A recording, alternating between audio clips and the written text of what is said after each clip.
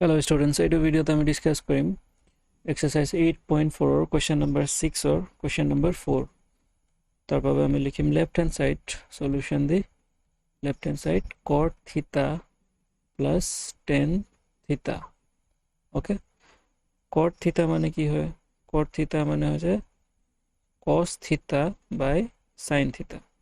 ঠিক আছে, so cot theta কে আমি লিখিম cos theta divided by sin theta. আৰু tan theta ইয়াৰ উল্টা হ'ব, তো ইয়াত লিখিম sin theta by cos theta. tan theta মানে sin theta by cos theta. এতিয়া লখাও কি হ'ব sin theta পূৰণ cos theta, sin theta পূৰণ cos theta, আৰু এই দুটা বজ্ৰ গুণন হ'ব cos theta পূৰণ cos theta cos square theta. তাৰ মানে ইয়াত sin theta নাই, আমি sin theta আছে আৰু cos thetaও লাগিব. cos theta তলত পূৰণ কৰিলে ওপৰতো কৰিব লাগিব না, cos square theta. ইয়াতো একে ধৰণে ইয়াত sin theta নাই, তো তলত কৰিলে ওপৰতো, সো ওপৰত sin square theta হ'ব, sin square theta পূৰণ, ঠিক আছে, sin square theta পূৰণ sin square theta. এতিয়া cos square theta plus sin square theta অভেদ হৈ গ'ল, তাৰ মানে 1 আহিব, আৰু তলত আছে sin theta divided by cos theta.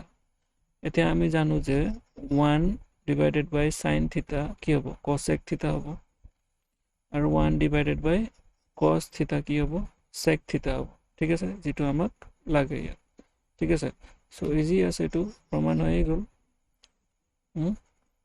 তো কোন তলত লিখো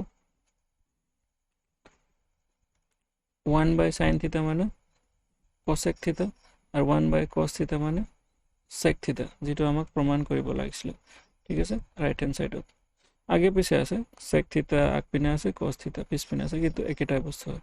সো প্ৰমাণ হৈ গ'ল. এইটো ভিডিওত আমি এইটো ইকুৱেশ্যন ডিসকাস কৰিম. যদি কিবা প্ৰবলেম পাইছা কমেন্টত লিখিবা, আৰু যদি ভিডিওটো ভাল পালা বুজি পালা ভিডিওটো লাইক কৰিবা আৰু শেয়াৰ কৰিবা, আৰু প্লিজ চেনেলটো সাবস্ক্ৰাইব কৰি দিবা. থ্যাংক ইউ সো মাচ once again.